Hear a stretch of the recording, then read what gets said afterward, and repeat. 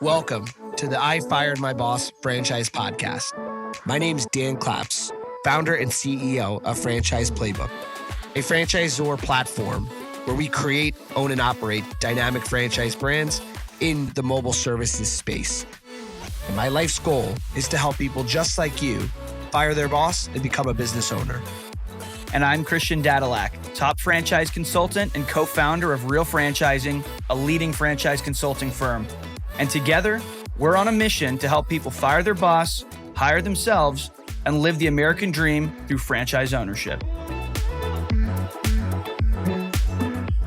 All right. Hello, and welcome to another episode of the I Fired My Boss podcast. If you're listening in, I encourage you to go to YouTube so you can watch this interview because we've got some amazing backgrounds, I have to say, in the video. Wanted to, kick this episode off. Obviously, we've got Christian Dadulak, my co-host, and a very, very special guest, Ellen Rohr, who I've had the pleasure to have met on some panels and some different interactions in the franchise community. And we've built a nice a burgeoning relationship. So wanted to introduce you. Ellen, how are you doing today?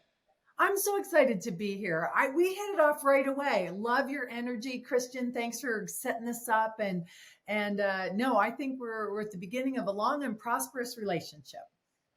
Absolutely. And Christian, how are you doing this afternoon?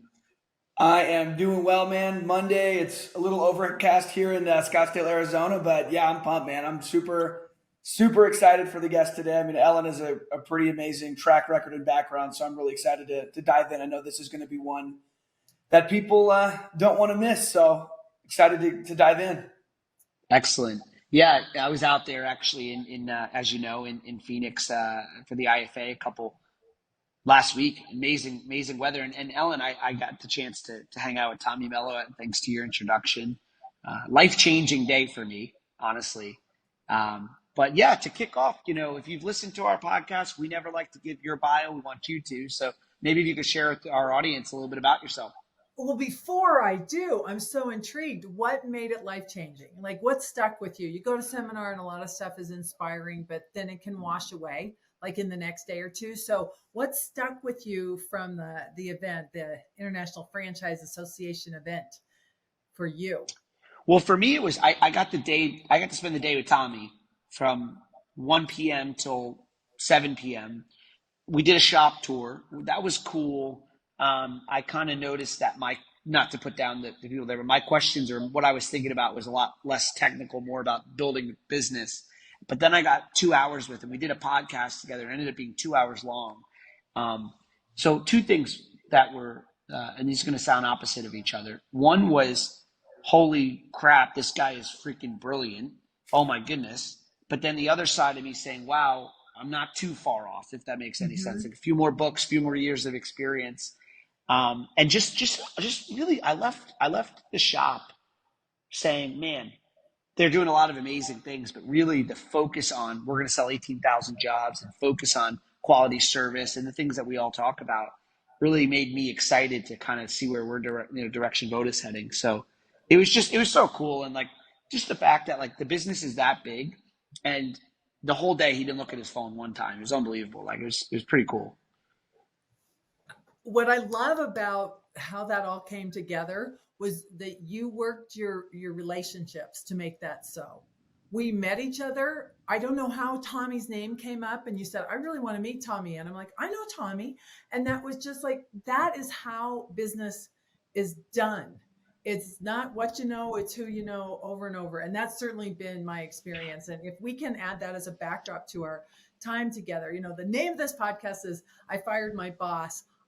I could tell my story. I've had a million jobs. I've gotten fired several times. And I don't know, raise your hand if you think maybe you're just not a great employee. I say that as I'm taking on yet another job. Like there are parts of me that are not going to fit the mold of being a great employee. I see you guys are shaking your head. Yes.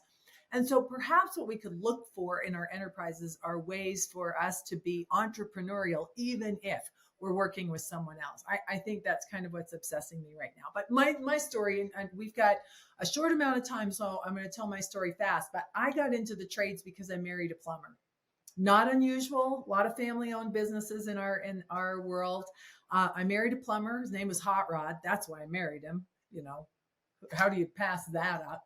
So, and then I found out he's a plumber, and I thought, well, that's cool. But growing up, we didn't call people. My dad wasn't handy. I didn't know anything about the trades. But then when I met my husband, what I love about Hot Rod is what I love about tradespeople. No nonsense, no BS. It works or it doesn't. It leaks or it doesn't. You know, in time of need, the tornado comes, the storms happen. Who do you call? You call responsible people like Hot Rod, like tradespeople. And I just really fell in love with tradespeople, being exposed to them from my husband and his network of friends, and electricians and roofers and HVAC guys, and I loved all of it. Now we had a very classic a situation, mom pop shop. My husband's partner died early on, worked himself into a health crisis, 33 years old, died. And so I quit my real job at this point. I went to work with Hot Rod. We hated each other. We don't work together anymore. We did so much damage in the early years that it was terrible. So it's with a lot of empathy and love that I, talk about family business and all the trials and tribulations there. But I was fortunate enough to have great mentors. And it's why I'm here today. So many people were generous with me. But like you, Dan, if once I started to figure out that I didn't know what I was doing, I started to reach out.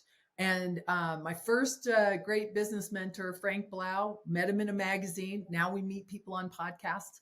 But I met him, wrote him a letter, and he called me up and told me that I had my head so far up really, he was the first one to just completely hit me with the brick and go, you're going to sink this business. You don't know what you're doing. You're not charging enough. You think you know everything because you got a college degree. You should just shut this sucker down, is really what he told me to do. But instead, I learned from him, and my whole life, like you, Dan, I recognized a kindred spirit. If somebody has something I want to know, I will crawl across the mountain to go find them and meet them and go to their shop and ask them questions. And so often in my life, like you just experienced, one, I'm inspired and I see some things that I could apply and could use. And two, I think, we got this. This guy doesn't have it all together. Nobody has it all together. This is something I can do. I've got goosebumps. I so related to you telling that story. Very, very validating that you're on the right track, right? So over and over again, that's really been what's happened. And I've had a lot of experiences. I was the president of Benjamin Franklin, the Punctual Plumber, once upon a time, got my feet wet with franchising there. And then now I'm a board member and shareholder of Zoom Drain. So drain cleaning professionals, fast, focused, fixed. That's what I do now. Also, I'm a podcaster. So here we are. That's an excellent story. It's so interesting. Like the focus on providing a high level of service and, a good customer experience, not only in the technical side, but the sales side as well, was really what, and I know that sounds so basic, like, oh, just provide a better service. But when you talk about really leaning into building a culture in your company, that's not easy to do. It's a lot of investment of time and money and energy. And that's what I believe your organization has done. That's what I believe, Voda has done. That's what I believe A1 Garage Doors has done. Christian's company, Franchise Sidekick, has done. So I guess one of the questions I wanted to ask you was, what's that like? You mentioned that a year and a half ago, it was you and a part-timer. Now you got 14 people on the team, big company. You've grown, quickly, but, in the right way. What's it like being kind of the steward of this business, but now being somewhat out of the driver's seat, meaning not running the day to day? Is that something you're enjoying, or is it hard to adjust to?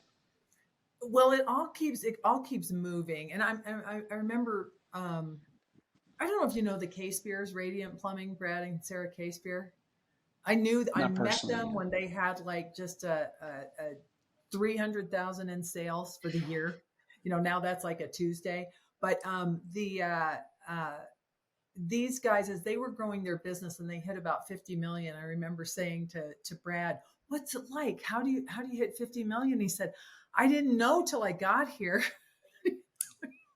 You're just still like figuring it out day to day. And it's super exciting, but I think it is really encouraging to realize nobody has it all together. Nobody, fires their boss, starts their own business, and it's just like this smooth up and to the right curve. It's a hot mess. And I think what makes the difference is to embrace that adventure. This is what I like. I mentioned to you about Tommy. Tommy fails fast. He gets over it. There's not a lot of self-flagellation or talking about it. He just like gets back up. Oh, that didn't work, and then moves on. And that resiliency, that detachment, that this is just a game. It's not me. I'm still worth everything that a human being is worth. It's just like my friend Howard Partridge describes it like this. He says, your business exists for one reason only, and that's to drive you in the direction of your life dreams. It's a car. It's a vehicle. You could have several vehicles. You could abandon a vehicle. You could fix one. You could sell one. You could fix one up and it's fun and it's really not worth that much, but you love it. All of those things are fine. The key part is like, what do you want and what are you interested and willing to do to use this vehicle to move you in the direction of your dreams? There is no one franchise that's going to make your dreams come true. There's no perfect business model. I think we're attracted to the trades, and Christian, you might weigh in here too. I think in my career, I've had a million jobs before I married my husband. I had a whole bunch of jobs, a lot of restaurant jobs, all sorts of bizarro things. But what I love so much about being in the trades, and I'm really a champion of the trades. I don't ever do any like wrench turning or anything. I just love them and feel obligated to help tradespeople's lives get better. But what I love about them is at the end of the day, things are better. The world works better. Problems are solved. Like there was a mess. There's not a mess anymore. There's a clogged drain or no power or no heat or no cool or, a leaky roof. At the end of the day, things are better. I'm never not delighted by the wake that we leave as we move through this world. So I don't know, Christian, if you want to take it from there, like how does that hit you? I mean, it hits me. A couple of things you said hit me pretty good there. One of them being that at the end of the day, business is a vehicle. And like you said, there's different types of vehicles. Some are fast, some are slow. And obviously, we're all champions of the home services industry. When I introduce candidates to franchise opportunities, I am a pretty big proponent of at least looking at and investigating some home services franchises for a variety of reasons. Of course, there's challenges and drawbacks, but I think that there's a lot of key advantages to a home services business for the right kind of person. But what I'd be curious to know is someone that obviously has just done a tremendous amount in the home services industry. What is your case for why home services is an amazing vehicle for succeeding in business? When you said that, like what popped into my head was Warren Buffett once said that he doesn't invest in companies he doesn't understand. So like he wasn't a big techie investor because he just didn't get it. And I think that applies to me too. Like if the business is, I might invest in crypto, like, okay, put some money on the table, but I don't understand it. So I'm not putting all my chips on something like that, right? Or, we have investments and I really don't know very much about what they're doing or why. I don't talk to their board of directors. So like the biggest investment you're going to make is a business of your own. That's probably why you're listening to this podcast.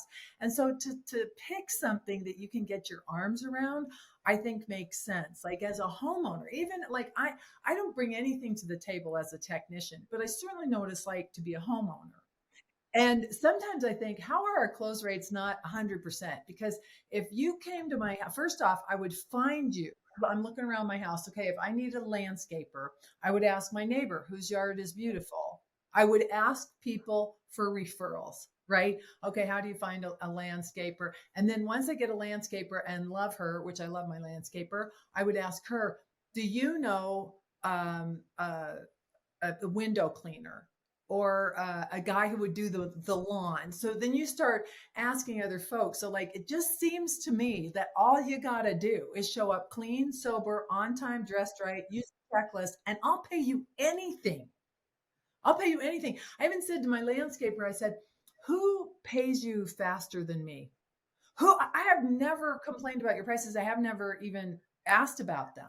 You just show up and I'm so happy. Would you just put me on the top of your list? And she said, yes. So like, that's who I would buy from. And that's who our customer is someone who just wants to find their guy. And the bar is generally so low in our industries that, Christian, who do you have to take out to be the best drain cleaner? It's not like you have to take out FedEx or Disney. You see where I'm going? Like, there's really good people, but there's so much business illiteracy. There's so many challenges with a lot of these small mom pop businesses. That's why I'm obsessed with helping contractors make money, because unless you make some money, you can't afford to do a great job.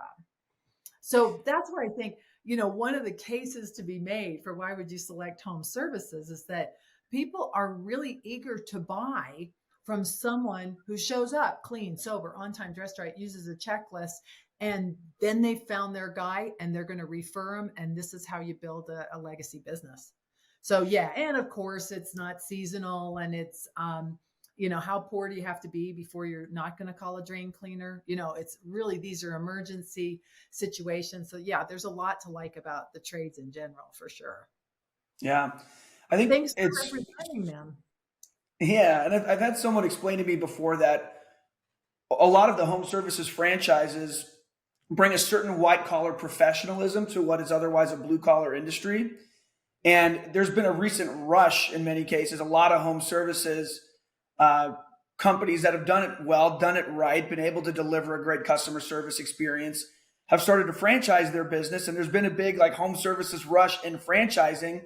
And so I guess the question is, do you see it ever changing where what typically has been more or less an unsophisticated industry where there's a lot of business illiteracy, like you mentioned, do you see that shifting down the road where it does get more competitive because there's so many franchises coming into that space? What is your take on that? Oh, I think the biggest threat we have right now is someone figuring out how cool my model is. So for sure, like, hurry guys, let's go while we still have this advantage. But what, I'm old. So like 40 years ago, I've been married 40 years. This is how I got introduced to the whole world. 40 years ago, there was no exit strategy for a contractor, just zero. And in the late 1990s, there was this movement of companies that went public. There was Service Experts and Blue Dot and American Residential Service. There was a handful of companies that went public. And I'm like watching this going, you can do that?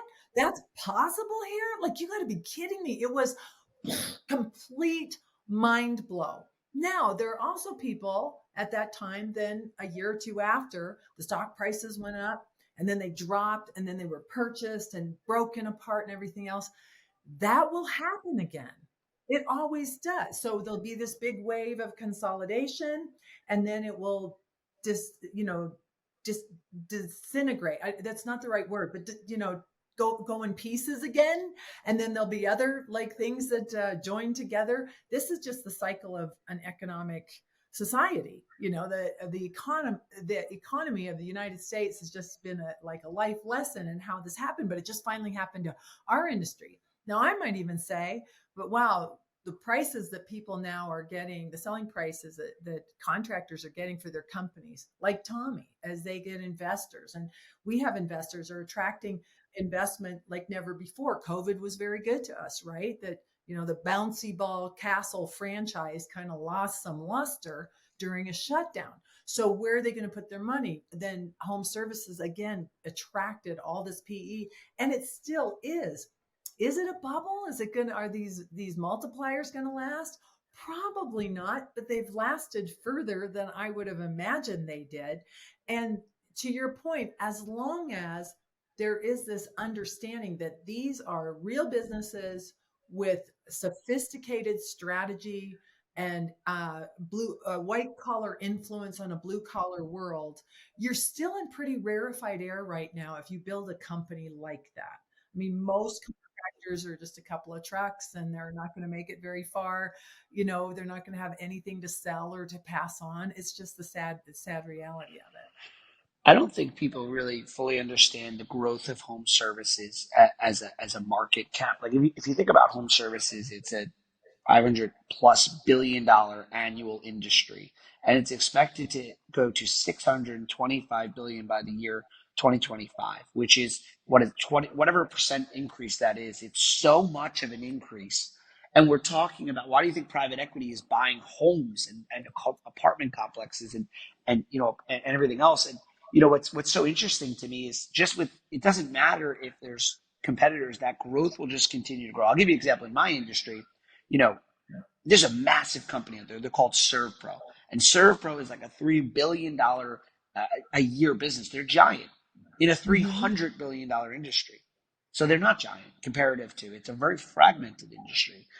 Same with plumbing, and so it's just so interesting to me because I think rookie business owners or first time business owners, they focus on how can I make the best product ever, and second time entrepreneurs actually focus on how can I make, I mean, obviously you want to make the best product too, but how can I make the best distribution model? And so it's interesting for us, what we've done, and Ellen, and same for you, is you've brought in these high caliber franchise owners. You've partnered them with incredible systems. And I don't even know how anyone can compete when you have an A player and an A system. And sometimes you have B and C players, but an A system and an A player and brand and all these other things you guys are doing, the local plumber just can't compete with that. It's very difficult to. Which many of them will still have plenty of market share. Most people, if you've been in business 5-10 years, most business owners in the mom and pop space, they're not trying to grow a 300% year over year. They're happy with what they're making. And so people don't realize you're not going in to take away all this market share from someone else. You're going in where there's new blue ocean market share that you can take on. Well, and consider to that market share, if most of your market is being served already, like in our industry it is, they're not going without some kind of drain cleaning. But who is that person, and can you take them? There's that classic joke. Two guys are running in the forest and they hear a bear. And the one guy bends down to tie his shoes. And the other guy says, "You can't outrun a bear." And he says, "I don't have to outrun the bear. I just have to outrun you." And that's really where we're going. Like, and as you take on a franchise or you start a business, not everybody's going to be successful.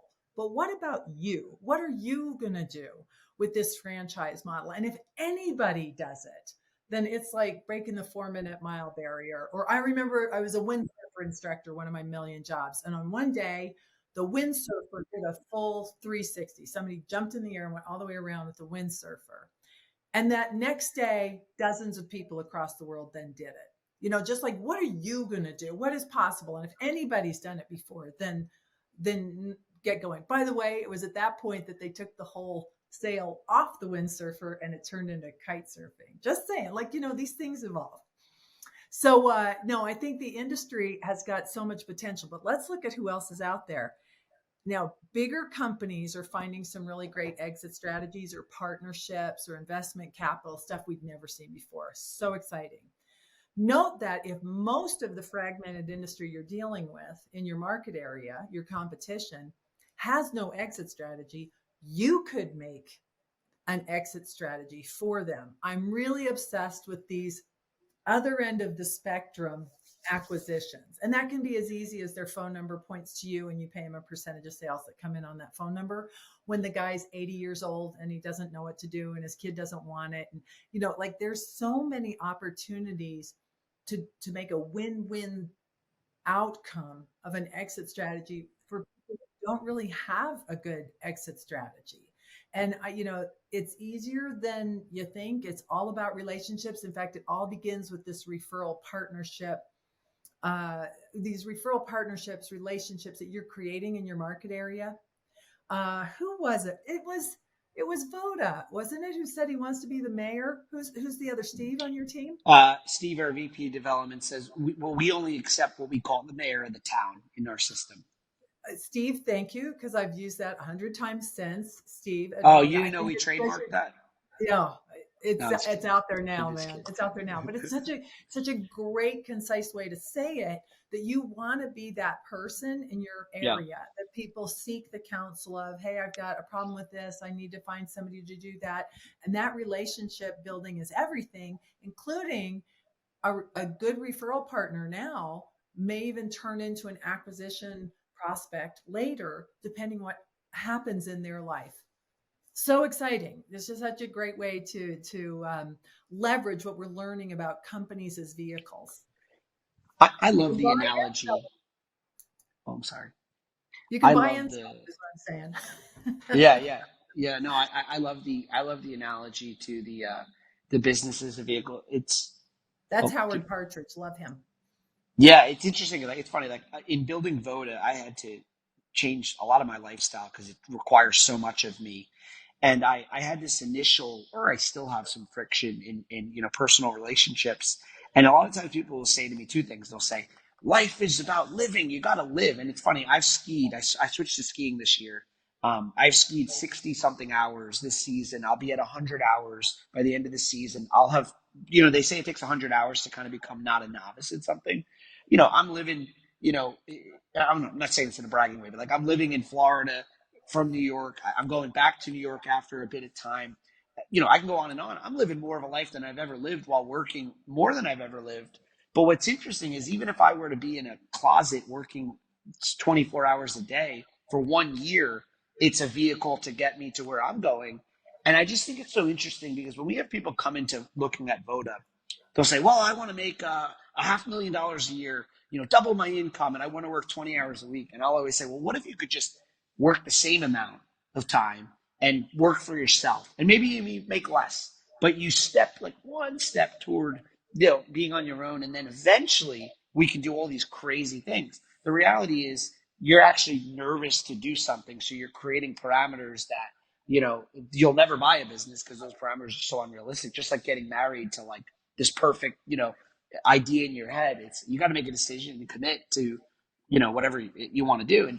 But I just think it's so interesting seeing business owners, talk about these crazy ideas, or working their butt off for 20 years. And it's like, look, just give me 18 months. Work as hard, if not harder, for yourself that you did for your boss for 18 months.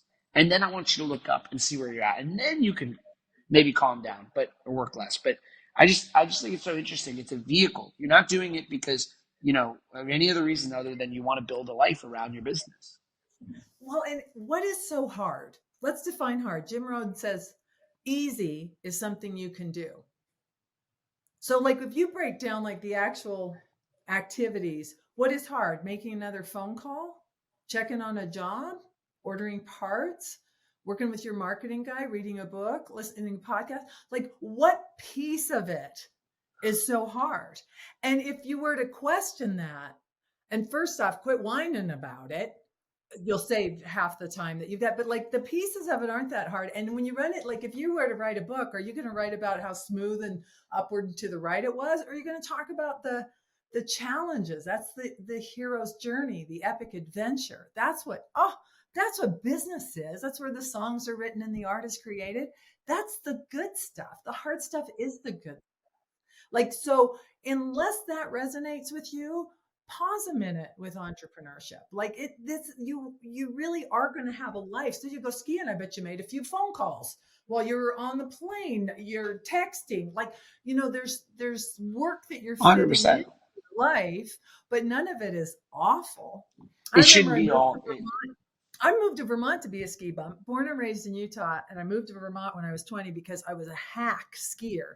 And I knew that it could be fun, but I wasn't having fun. I was living in this world of fear. So I moved to Vermont, and this one guy is telling me, oh, the winters here are awful. They go on forever and ever. And I'm thinking they are. And then this other guy chimed in and he said, they're not awful. It's just winter. You should go outside. It's really just that matter of perspective. Is winter awful? Not if you ski. So like it depends on what you're going to do with it. And that would be my encouragement. Fire your boss and then just embrace those story making moments that are inevitable every day. So you get the catalytic converter stolen. Then what happened next? What'd you do? How'd you get the trucks back on the road? That's where the adventure lies. And I encourage you to find the adventure.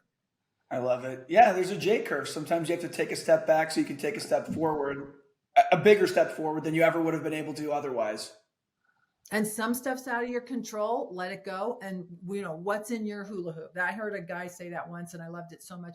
I work on what's in my hula hoop. There's plenty to do there.